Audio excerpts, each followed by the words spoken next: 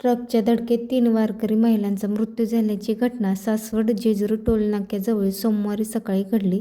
अपघातात 4 वारकरी महिला गंभीर जखमी झाल्या. त्यांच्यावर जेजुरी खाजगी रुग्णालयात उपचार सुरू आहेत. संत ज्ञानेश्वर महाराज यांच्या पालखी सोहळ्याने सासवडहून जेजुरीकडे प्रस्थान ठेवले. जेजुरीत पालखी सोहळा मुक्कामी आल्यानंतर ही दुर्दैवी घटना घडली. अपघातात मृत्युमुखी पडलेल्या 3 वारकरी महिला मूळच्या सांगली जिल्ह्यातील कसबे डिग्रज गावच्या रहिवाशी आहेत. अपघातात 4 महिला गंभीर जखमी झाल्या असून त्यांच्यावर जेजुरीतील खाजगी रुग्णालयात उपचार सुरू आहेत.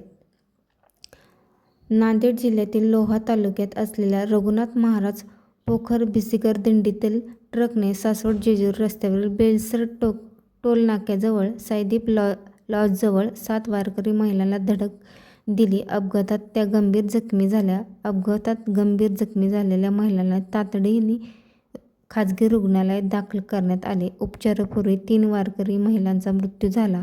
अपघातात 4 वारकरी महिलांवर जेजुरी खाजगी रुग्णालयात उपचार सुरू आहे.